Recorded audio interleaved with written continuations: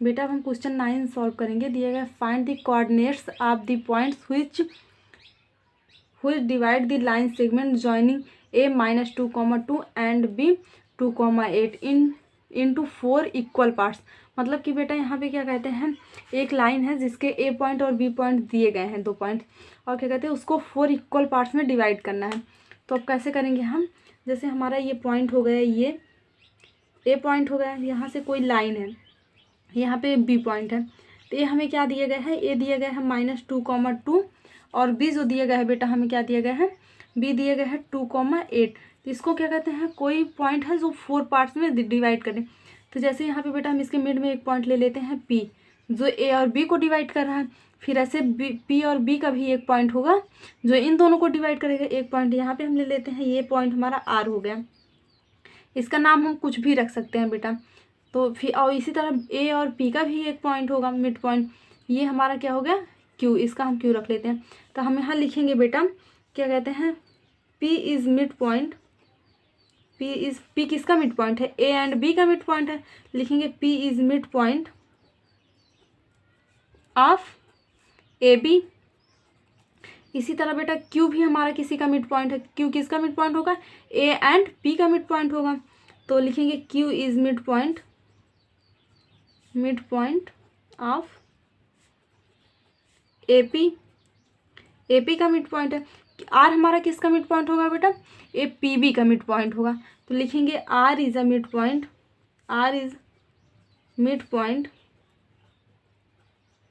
Of PB। तो ये हमारा ये हो गया मिड पॉइंट हमारे। अब हम बेटा निकालेंगे क्या, इन सब के मिड पॉइंट अगर हम निकाल लेंगे तो हमारे ये क्या कहते हैं Q, P एंड R के कोऑर्डिनेट्स हमें पता चल जाएंगे। तो इसको हम मिड पॉइंट का फार्मूला आपको बताए थे, चलो फार्मूला लगा के सॉल्व करते हैं। पहले हम बेटा क्या निकालेंगे, कोऑर्डिनेट्स, P के कोऑर्डिनेट्स निकालेंगे। P के कोऑर्डिनेट्स निकालने के लिए हमारा जो क्या कहते हैं x1 x2 होगा, वो ये और B के जो पॉइंट्स हैं यहाँ से मिलेंगे। हम लिखेंगे कोऑर्डिनेट्स ऑफ पॉइंट P के कोऑर्डिनेट्स निकाल रहे हैं। तो क्या कहते हैं, मिड पॉइंट निकालने के लिए क्या फार्मूला होता है बेटा, हमारा P पॉइंट निकालना, तो x के लिए क्या होता है x2 + x1/2 और y के लिए क्या होता है y2 + y1/2।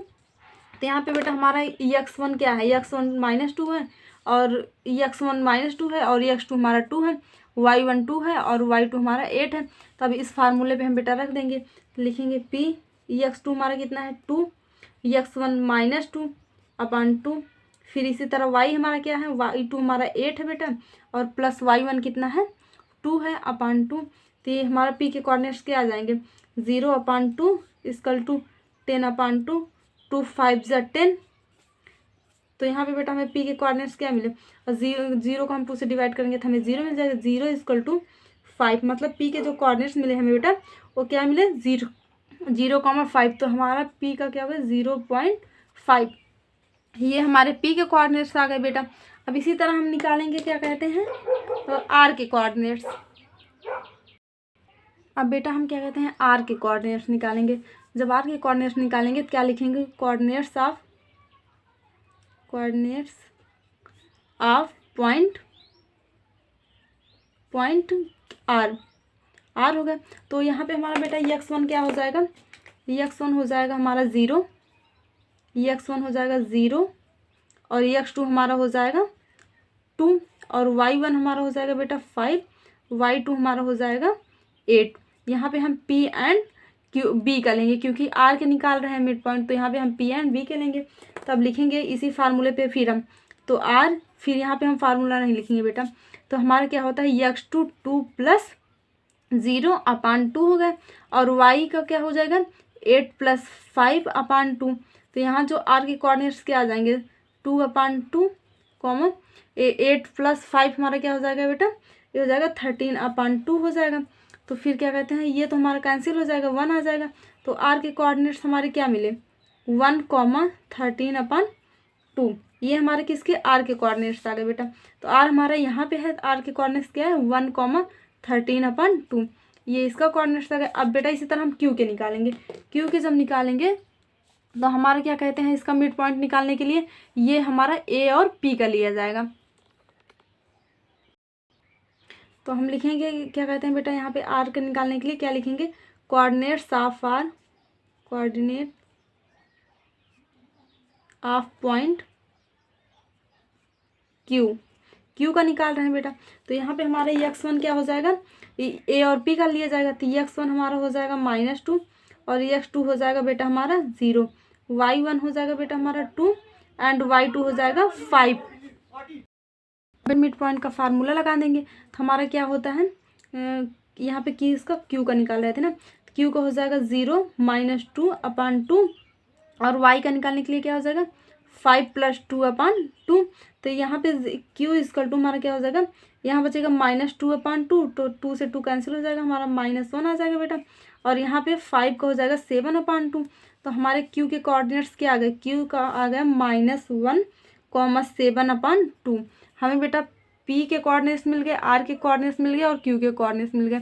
यही पॉइंट्स हैं जो a और b को 4 इक्वल पार्ट्स में डिवाइड करते हैं। हम यहाँ q के कोऑर्डिनेट्स लिख देते हैं -1, 7/2। ये अब बेटा हम क्वेश्चन नंबर 10 सॉल्व करेंगे।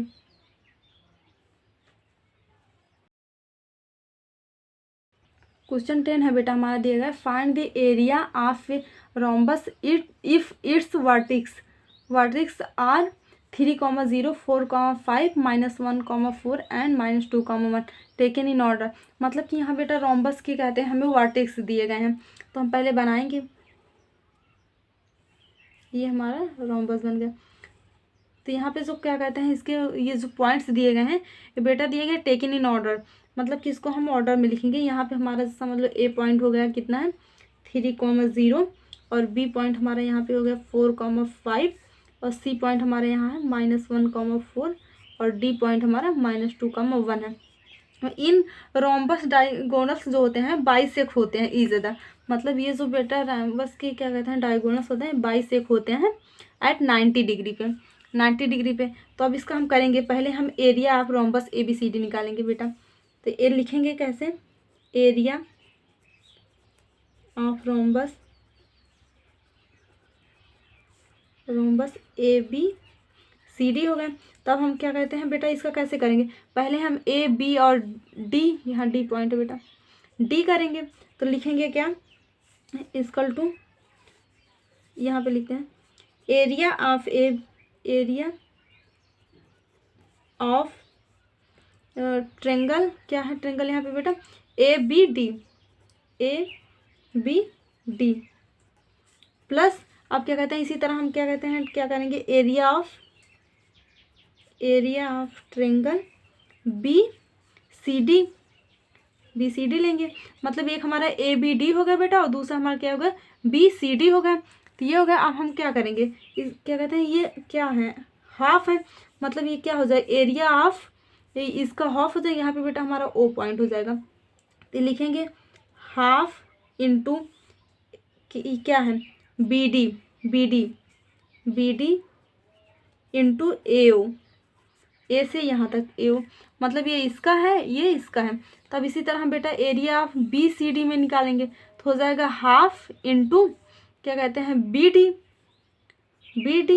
इंटू OC हो गया बेटा हमारा। अब देखो दोनों में कॉमन क्या मिल रहा है, हमें 1/2 BD कॉमन मिल जाएगा बेटा। तो यहाँ क्या बचेगा AO प्लस OC बचेगा। OC किसका मिड पॉइंट है, O का, AO प्लस OC। तो हम इसको क्या लिख सकते हैं AC लिख सकते हैं बेटा। तो यहाँ क्या हो जाएगा A/2 इंटू BD। अब AO प्लस AC को हम क्या लिख सकते हैं AC इंटू AC। अब हमें बेटा यहाँ पे यही निकालना है, यहाँ पे हमें यही निकालना है बेटा। तब कैसे करेंगे बेटा, ये क्वेश्चन में क्या कहते हैं हिंट में दिया हुआ है, ये जो इतना दिया गया है बेटा ये हिंट में दिया गया है, हमें इसको सॉल्व करना था।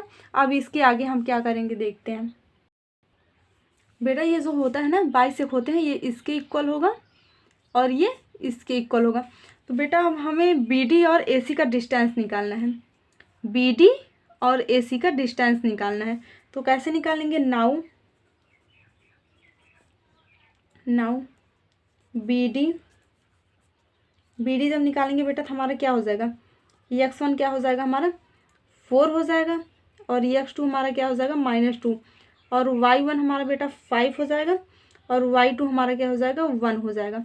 तब हम क्या कहते हैं डिस्टेंस का फार्मूला लगा देंगे। यहाँ पे डिस्टेंस का फार्मूला आप लोग क्या बताए थे, हमारे बी डी का निकालना है। B D equal to under root x2 minus x1 का whole square plus y2 minus y1 का होल स्क्वायर बेटा। तो यहाँ पे हमें क्या मिला, एक्स बी डी निकालना है। तो x2 हमारा कितना है -2 है, x1 हमारा -4 का होल स्क्वायर प्लस y2 हमारा कितना है बेटा 1 है और माइनस y1 हमारा 5 है, 5 का होल स्क्वायर।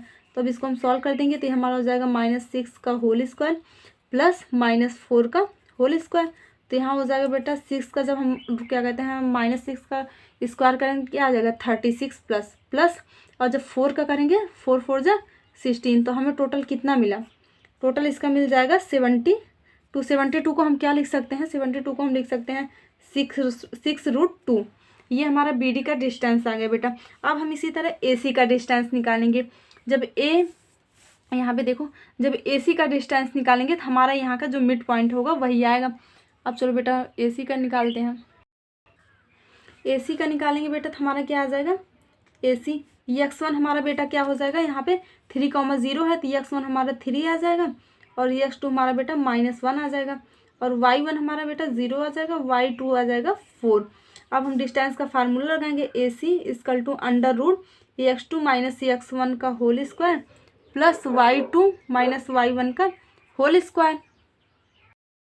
अब बेटा हम इसकी वैल्यू पुट कर देंगे। तो अंडर रूट x2 की वैल्यू क्या है बेटा, यहाँ -1 है और x1 की वैल्यू क्या है 3 है, -3 का होल स्क्वायर प्लस y2 क्या है बेटा 4 है, माइनस y1 0 है का होल स्क्वायर। तो इसको अब सॉल्व करेंगे तो आ जाएगा -4 का होल स्क्वायर प्लस 4 का होल स्क्वायर। तो 4 का -4 का जब हम क्या कहते हैं स्क्वायर करेंगे बेटा हमारा 16 आ जाएगा और प्लस जब 4 का करेंगे तो यहाँ पर भी 16 आ जाएगा। तब ये क्या हो गया 32। तो 32 को हम क्या लिख सकते हैं, लिख सकते हैं 4√2 लिख सकते हैं बेटा। तो हम अभी जो निकाले थे एरिया ऑफ रोम्बस ABCD तो हमें क्या मिला था, हाफ मिला था। यहाँ पे बेटा देखो मिला था हाफ इंटू BD और इंटू AC। यहाँ पे हम BD के भी क्या कहते हैं डिस्टेंस निकाल लिए और AC के भी डिस्टेंस निकाल लिए। अब हम यहाँ पे वैल्यू पुट कर देंगे। तो नाउ एरिया ऑफ रोम्बस